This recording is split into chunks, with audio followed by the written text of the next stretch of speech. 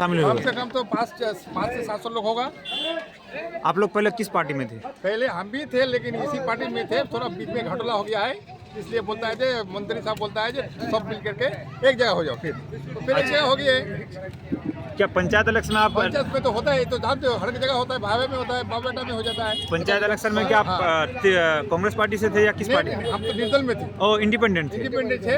हमको टिकट नहीं मिला तो हम लोग इंडिपेंडेंट में चले आए। अच्छा अच्छा। तो अब 6-7 वोट में हार गए हैं, तो फिर अब मंत्री साहब बोलता है जो फिर आप दूसरा जगह कहाँ रहोगे, चले आए यहाँ पर। ठीक है, हम यहाँ पर चले।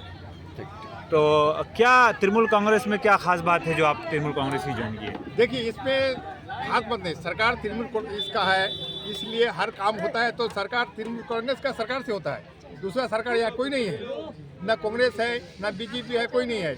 इसलिए जो यहाँ का जो आदमी सबको कहता है जो कांग्रेस में रहते हमारा फेटा है, लेखी बंडर पता है और कुछ ऐसे पता है, इसलिए बस उसी में रहते हैं रहना।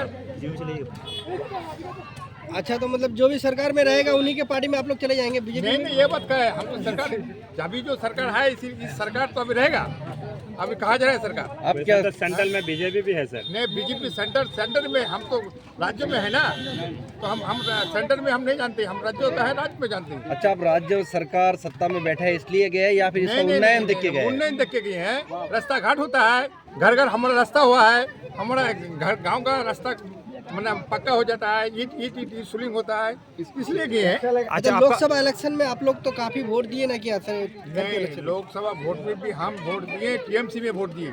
अच्छा, लेकिन कुछ लोग कहा क्या नहीं किया, उसका बड़े तो हम नहीं कर सकते हैं ना, दूसरा जगह के बड़े।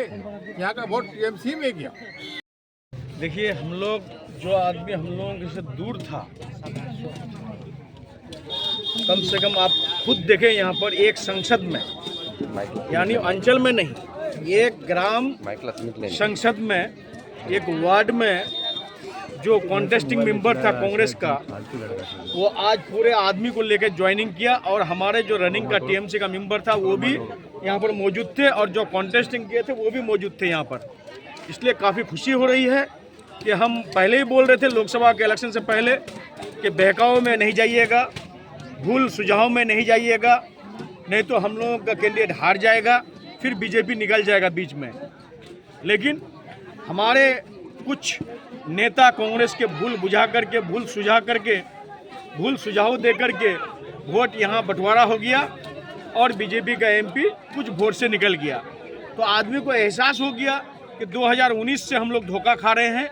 2019 में इस तरह से सलीम साहब को वोट दे दिए थे जातिवादी बोल करके। इस बार हमारे बाबू विक्टर को वोट दे दिए, लेकिन आदमी समझ नहीं पाए। अभी आदमी समझ गए हैं कि आज 6 विधानसभा का इलेक्शन हुआ हमारे वेस्ट बंगाल में, आज 6 का 6 भारी बहुमत से जीता है, अच्छा खासा वोट से जीता है। कोई 70,000, कोई 80,000, कोई लाख के करीब जाके पहुंच गया है। तो दीदी का जो उन्नयन है, दीदी का जो तरक्कियात का काम है, दीदी का जो डेवलपमेंट का काम है, उसको देख करके आज पूरे ग्वालपुर का आदमी समझ गए हैं कि दूसरे पार्टी में जाकर के लॉस है ग्वालपुर का जो डेवलपमेंट का काम है वो थम जाएगा, वो रुक जाएगा। इसलिए मंत्री साहब के हाथ से पकड़ करके झंडा आज हम लोगों का पकड़े, उन लोगों का मैं मुबारकबाद देता हूं तहे दिल से। हमारे यहाँ के तपसा बेतबारी के संसद के जितने भी आदमी और कॉन्टेस्टिंग मेंबर ज्वाइन किए, मैं उन लोगों का तहे दिल से शुक्रिया अदा करता हूँ कि आज उन लोग ज्वाइनिंग किए और हमारे ममता बनर्जी का हाथ को मजबूत किए, हमारे आइकॉन अभिषेक बनर्जी का हाथ को मजबूत किए, हमारे मिनिस्टर गुलाम रब्बानी साहब का हाथ को मजबूत किए, हमारे ब्लॉक प्रेसिडेंट अहमद रजा का हाथ को मजबूत किए और ग्वालपुर का हाथ मजबूत किया, हमारे ग्वालपुर अंचल का हाथ मजबूत किए। बहुत बहुत शुक्रिया उन लोगों का, मैं उन लोगों को मुबारकबाद देता हूँ।